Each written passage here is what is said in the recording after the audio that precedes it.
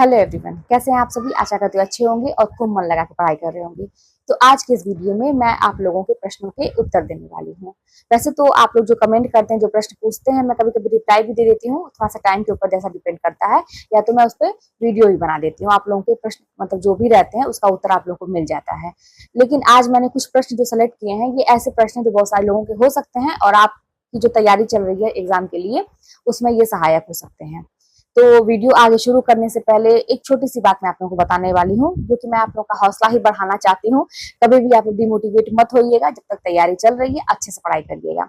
बात यहाँ पे है ना, मैंने आज ऐसे ही मैं मोबाइल देख रही थी तो एक छोटा सा मतलब न्यूज आया मेरे सामने कि एक बच्चा है महाराष्ट्र का शायद, कि वो 35% मार्क्स मतलब लाया है हाई स्कूल में। 35% है ना, 33-35 सब समझ सकते हैं ना कि एकदम बॉर्डर पे है। वो 35% मार्क्स लाया है, वो हाई स्कूल पास किया है।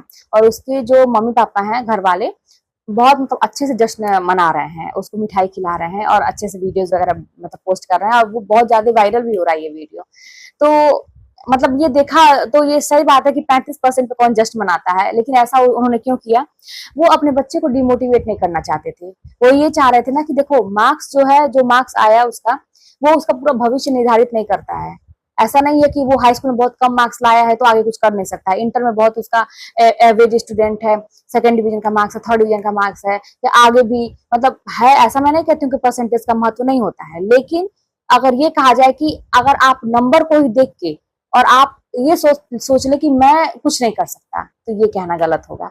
तो बस मेरे कहने का मतलब ये है कि अगर आप लोगों के भी ऐसे नंबर हैं कि जैसे आप लोगों को लगता है कि यार शुरू से तो मैंने कुछ अच्छा किया ही नहीं, तो अब क्या मैं कर लूंगा। एक होता है ना कि अपने आप में ही सोच सोच के कुछ चीजें ऐसी होती हैं जो तीसरा नहीं जानता है, बस आप वो अपनी कमी जानते हैं। बहुत सारे लोग होंगे, आपके मार्क्स थोड़ी ना सब लोग जान रहे हैं, लेकिन आपको पता है कि मेरा हाई स्कूल में कितना है, इंटर में कितना है, ग्रेजुएशन में कितना है। हो सकता है बहुत सारे लोग पूरा सेकंड डिवीजन होंगे, बहुत सारे लोग पूरा थर्ड डिवीजन होंगे, मतलब ऐसा कुछ होगा। तो मतलब कम मार्क्स है, तो अगर आप लोगों को ये लगता है कि अभी तक मैंने तो कुछ अच्छा नहीं किया, तो अब क्या कर सकते हैं, लेकिन ये कहना गलत है। कि देखिए, बहुत सारे ऐसे लोग हैं जिनका 50% से कम मार्क्स है ना। उन्होंने एमए के बेसिस पे बीएड किया है। ये आप लोगों का प्रश्न भी था, एमए के बेसिस पे बीएड किया है, और बाकी इधर का जो है ना एकेडमिक अच्छा नहीं था, लेकिन वो मतलब एक गवर्नमेंट जॉब अच्छे मतलब इंटर कॉलेज में वो टीचर हो गए हैं। और मैं अपना खुद ही बताऊं कि मेरा एवरेज ही मार्क्स है। ऐसा नहीं है कि बहुत मतलब फर्स्ट क्लास शुरू से, ऐसा नहीं है। इसीलिए मैं आप लोगों को कई बार बताई हूँ कि मैं ये सब तैयारी जहाँ पे एकेडमिक वाला था, मैं वहां पे से हट जाती थी। पहले मुझे पता था कि वहां पे नहीं होगा, तो लेकिन मैंने किया और बहुत सारे लोग करते हैं। और एक चीज मैं आप लोगों को बता दूं, जैसे जरूरी नहीं है कि जो पढ़ने वाला बच्चा है बस पढ़ाई में ही रहता है, वो कुछ नहीं कर सकता है, ऐसा नहीं है। मैं अपने आप को ही आप लोगों को एक सामने उदाहरण दिखा रही हूँ कि मैं सारी चीजें करती थी। आप लोग देख रहे हैं ना कि मतलब डांस से लेके नाचना गाना, बजाना, पेंटिंग, घर के सारे काम, और भी बहुत सारी जो मेरी हॉबी है, हर चीज मैं करती गई। और जब पढ़ने का टाइम आया तो मैं पढ़ भी ली, और जब नौकरी लेने का टाइम है तो नौकरी भी ले ली। हाँ, थोड़ा लेट हुआ, बीच में थोड़ी सी ऐसी प्रॉब्लम कुछ आ गई थी कि मैं रास्ते से हट गई थी। तो कहने का मतलब यही है ना कि ऐसा नहीं है कि अगर आप बहुत कुछ करते हैं तो एक धारणा बन जाती है नहीं, पढ़ने वाला बच्चा बस पढ़ता है, ऐसा नहीं है। आप कुछ भी कर सकते हैं, बस इतना जान लीजिए कि आप कुछ भी कर सकते हैं। अपने ऊपर विश्वास रखिए, अपने अंदर हौसला रखिए, और डिसीजन लीजिए, पक्का मजबूत वाला डिसीजन लीजिए कि हाँ मुझे करना है तो करना है। आप 100% सब कुछ कर सकते हैं। तो चलिए वीडियो लंबा नहीं करते हैं और मैं प्रश्न शुरू करती हूँ। जैसे पहला प्रश्न आया था कि दीदी जो मतलब कहीं भी कोचिंग आप करते हैं तो नोट्स और बुक साथ में कैसे पढ़ें, टाइम मैनेज नहीं होता, आप कैसे करती थी?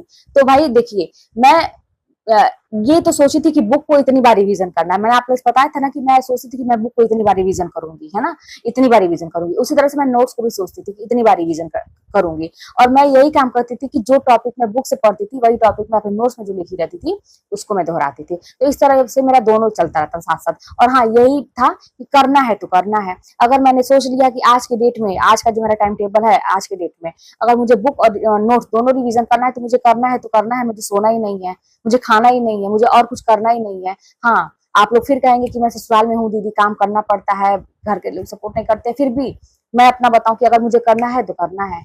मैं सारे काम कर लूंगी, लेकिन रात में मैं थोड़ा कम सोऊंगी। अपने ऊपर थोड़ा सा बाकी चीजें जो भी मैं करती हूँ, थोड़ा सा कुछ भी करके मुझे करना है तो करना है। तो ये वाली चीज आप कर लेंगे, ठीक है। तो इस तरह से जो टॉपिक मैं बुक में पढ़ती थी वही टॉपिक मैं नोट्स में पढ़ती थी। दूसरा प्रश्न है कि आपने बीएड ससुराल में किया तो बेटा को कौन संभालता था? एक प्रश्न ये भी आया था। भाई बीएड मैं ससुराल से नहीं की थी, बीएड तो मेरा यहीं गोरखपुर से हुआ था। यही ना मैं कहती हूँ कि आप लोग अपना काम करिए, भगवान कैसे आपका सहारा करेंगे आप लोग समझ नहीं पाएंगे।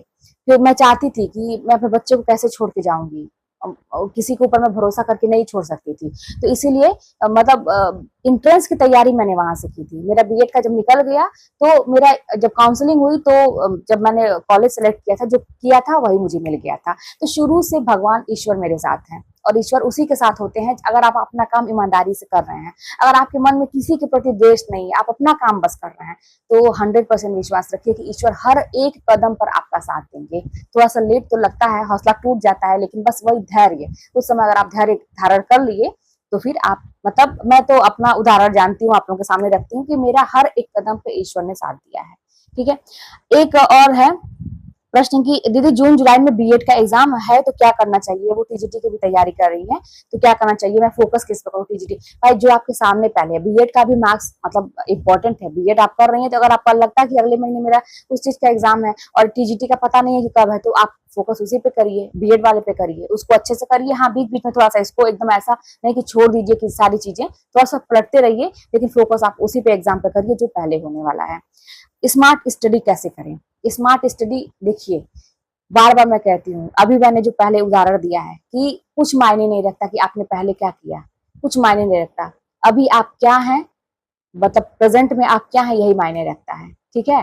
तो बस स्मार्ट स्टडी ये है ना कि मोटी मोटी किताबें रखने से, खूब अच्छे अच्छे नोट्स बना लेने से और बाकी चीजें मैं दिन भर लिख ही रहा हूँ, मैं दिन भर लेक्चर सबके सुन रहा हूँ लेकिन अपने कुछ नहीं कर रहा हूँ, तो समझिए कि वो सब बेकार है। स्मार्ट स्टडी वो है कि आप किसी पर डिपेंड ना रहें, आप अपना काम करें और आप खुद से दिमाग लगाइए कि मुझे क्या पढ़ना है, कितना पढ़ना है। मैं कहीं से किसी से बस एक मतलब गाइडेंस ले रहा हूँ कि हाँ अगला व्यक्ति मुझे एक रास्ता दिखा रहा है, दौड़ के चलना कितना तेज मैं कर सकता हूँ वो आपके ऊपर है, डिपेंड करता है। और सबसे बड़ी बात है स्मार्ट स्टडी वो चीज है कि आपका जितना सिलेबस है उसके अकॉर्डिंग पढ़िए। थोड़ा सा ये कम समय में कैसे ज्यादा से ज्यादा हम चीजें मतलब आए, मुझे कम कम समय में ज्यादा चीजें ग्रहण कैसे करें, यही स्मार्ट स्टडी है। ठीक है। कुछ लोग ऐसे होते हैं कि सोचते हैं कि बस मुझे सब लोग पढ़ाएं, दिन भर पढ़ाते रहें और वो कुछ ना करें, तो ये गलत है। ठीक है। तो इसलिए आपको अपना दिमाग लगाना बहुत जरूरी है। आप कुछ भी करिए लेकिन किसी के भरोसे ना बैठिए, आप अपना दिमाग यूज करिए, सीमित चीजें रखिए, बार बार रिवीजन करिए, यही है स्मार्ट स्टडी। ठीक है।